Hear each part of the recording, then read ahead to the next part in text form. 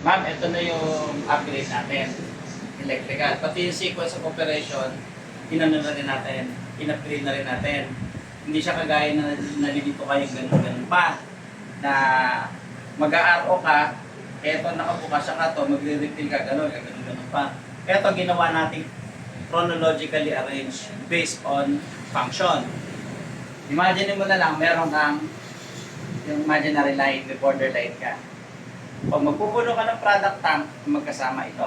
Okay. Yung side na yan. Side na to. Kasi feed pump, yun yung raw, yun ang tri-term feed pump, yung dating raw pump, RO pump, dalawa. Pag re-refill ka, product pump, UV. Okay. So kung magre-refill, kung puno naman, kahit nakapatay ito, nana. Pag magpo-production ka, meaning you fill up the product tank, ito na on. Okay. Isang ano nito, upgrade ng sequence of operation mo, halos tatlo yung interlock nito. Tatlo, apat yung interlock niya. Yung unang interlock, di ba ka magjowa silang dalawa? Hindi ka pwedeng mag-RO nang hindi mo muna ito bubuksan. Kaya dati may nakalagay ka dito, always on, nung automatic ka pa. Ngayon pwede ka na magpatay dahil manual na lang mo. Okay? So, pinag yung RO, manda rin din. Kasi nga naka-interlock siya.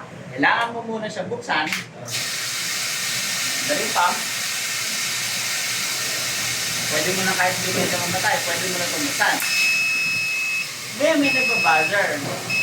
Ang nakasulat doon, RO flashing. So, dalawang beses mo lang maririnig yung buzzer.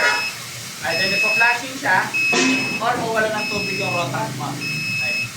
So yan, tinime ko ng halos 1 minute yung standard. Kasi ang trabaho ng flashing, yung magdamag na start ng water mo dito dahil nakabukas na yung solenoid valve mo, na flashing valve. Ay, ginagawa ko dito, sir. Hindi mo na ito gagalawin. Yun yung trabaho niya. Tsaka mas malaki yung yung butas ng solenoid kaysa dito na needle valve. Kaya talagang, tingnan mo, halos bagsak yung system pressure mo. So, explain sa'yo, itatapon niya. Yung tuminig na doon magdamag, tatapon niya yun. Kung natapon na niya, 1 minute, pag namatay ito, doon pa lang aandar yung vertical pump mo. Hindi pa yung umaandar. Ang ginagamit natin pang flash, yung raw water mo pa ng low pressure flashing para hindi na bibila yung membrane. Kaya ito, kumaha mo to, wala pang hangin to, ito umaandar. Nalaman mo hindi umaandar yung RO pump, hindi mo siya nakailaw wala pa nakalagay ng pump run. Kailangan na matapos. Okay na din. Andar na siya. O, angat na siya ngayon. System pressure mo, halos 135, 140, 30 yung inlet pressure. O yan. So, trigger nyo yan. Titrigger ko yung paano pag nawala ng tubig yung rotak, nagpo-production ka.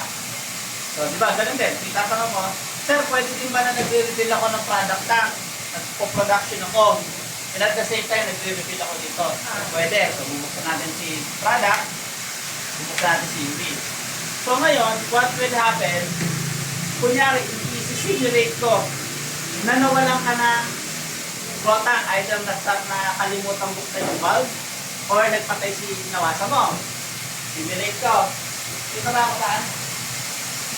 Hindi. Oh, yan. Sige. Okay. Simulate ko. Pumasok yung sensor. Ano yung nakalagay? Low level, raw. Bro, ibig sabihin, mababa na yung level ng rotan mo. So, ano kung gagawin? Tigil na. Pwede mong patayin, pwede hindi. Pero mas maganda, para hindi na maingay, makot lang yung attention ng operator mo. Pag nakalagay low level rod, pwede nilang patayin. Para hindi na maingay. Kasi makikita mo naman dito kung hanggang saan na yung level ng tubig. Pag may tubig na, let's say hindi mo pinatay, automatic yan.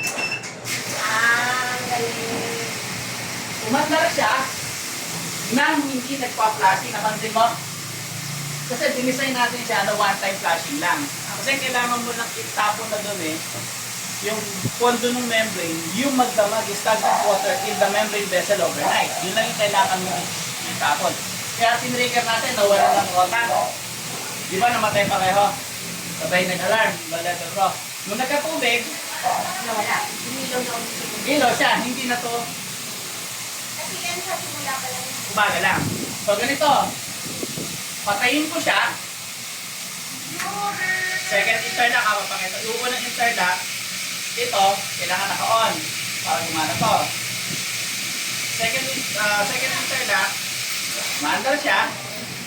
Nawala ng tubig yung contact mo, patay sila pareho. Second interlock. Third interlock, patayin mo siya. Buksan ko, hindi nag-auto-flash, di ba? Ito yung third interlock. Pag pinatay ko to, patay lahat. Pag binuksan ko to, ito, auto-flash. Di ba sa gabi lahat, pinapatay mo naman? Okay lang. Kasi kung automatic yung head mo, di ba hindi dito pinapatay? Kasi automatic, watching. Kung hindi siya pinapatay, mangyayari ngayon yan, magpasok nila dapat kinabukasan. Kasi kung patay lang, etong tatlo lang. Hindi nila pinatay ito. Pagbukas nun, hindi siya mag-auto-flash. Kailangan, i-reset lang nila. Since pinapatay mo naman ito lahat sa gabi, pagbukas nila sa umaga, unang production nila, magaganyan. Hanggang may pump. Kasi ito po yung interlock. basta dapat bukas to. Para hindi na mag-auto-flash. Pero pag patay nga siya lahat, unang bukas mo, magpa-flash siya. Okay? Kahit mawala ng tubig sa labas, yung rotang mo mawala ng tubig, nasa likod, as long hindi pinapatay ito, at hindi ko pinapatay ito, hindi siya mag-auto-flashing. Mag-auto-flashing lang siya. Once nireset mo, pinatay mo lahat ng switch, inon mo, doon na siya mag-flash. Yan, try natin. Okay. Kanina nakuha ko ng picture, 200 lang, kasi pinatay ko yung bulb mo ng rota. Para malaman ko kung hanggang saan yung low level niya. Saan? Hanggang dito yon. Dito siya mamamatay talaga. Okay. Pag umabot dito tubig mo, doon sa rota, Makakahangin na. hindi magkakahangin dahil may pondo pa.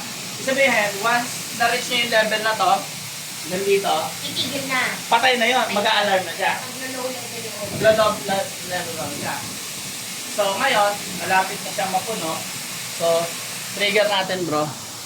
Yung trigger natin yung kunyari napuno siya. Pag napuno, product tank full, Titigil. titigil siya. So hindi nila pinatay. Nag-refill sila na nag-refill. Baba mo bro. Oo na ulit. Agon siya. Notice mo hindi na naman siya nag-auto-flash.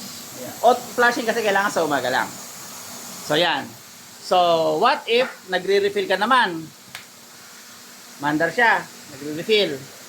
Tapos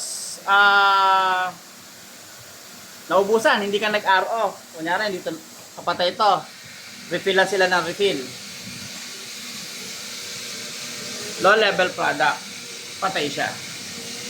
So, nagbukas ka ng RO, na-refill sila, tumaas na yung level niya, andar na siya. So, sa pag umilaw yung low level product, walang lalabas. Walang laman, walang lalabas doon sa pang-refill mo. Yun. Yun lang explain mo sa kanila. So, ito yung ating controls. Ayan. Pogi, no? Oo, ang linis. Parang yung gumawa. Yung Yun no? Ayan. Talagang sinuklay natin ng maayos yan. Okay, question ma'am.